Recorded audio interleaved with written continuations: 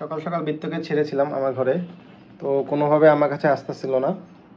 ও ওখানে উঠে বসেছিল।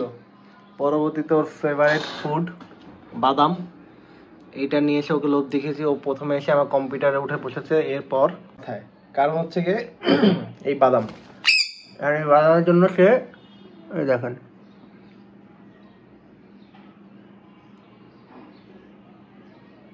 আসো আরেকটু আরেকটু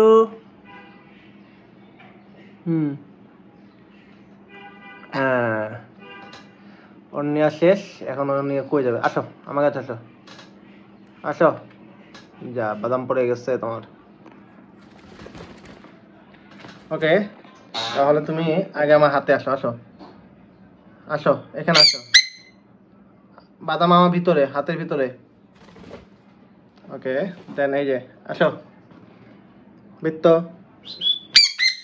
আসো আসো, রাগ করো না, রাগ করো না, রেগে গেছে।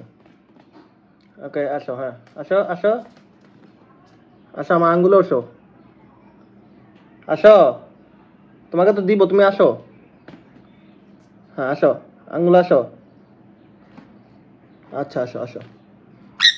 ওকে ওকে ওকে ওকে, আসো আসো।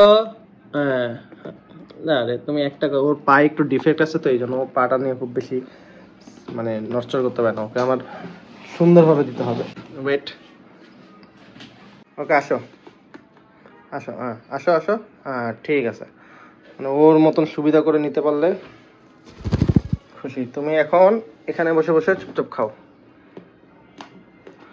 তো আপনারা যে কোনো পাখিকে যখন টেম করাবেন তখন অবশ্যই ওর যেটা ফেভারিট ফুড, মানে যেটাও খুব বেশি পছন্দ করে সেইটা দিয়ে ওকে টেম করানোর চেষ্টা করবেন। যদিও আমার বৃত্ত মাশাআল্লাহ ছোটোবেলা থেকে আমার বাসায় আছে, কিন্তু ওকে আমি হ্যান্ড ফিডিং করাইনি। ওকে আমি একটু বড় অবস্থায় আমার কাছে নিয়ে এসেছিলাম। তো এরপর ও তখন খুব বেশি একটা টেম ছিল না, বাট এখন আলহামদুলিল্লাহ ও আমার ছেলে মেয়ের সাথে খুব বেশি প্লেফুল, এবং হচ্ছে কি ও আমাদেরকে অত বেশি বাইট করে না। বাট ওর কিছু অভিমান, ছোট ছোট অভিমান, কিছু রাগ আছে, যেটা যদি মেনটেন করতে না পারি তাহলে ও খুবই রেগে যায়, প্রচণ্ড পরিমাণে রাগ করে তখন। But end of the day ও আমাদের সাথে খুব প্লেফুল।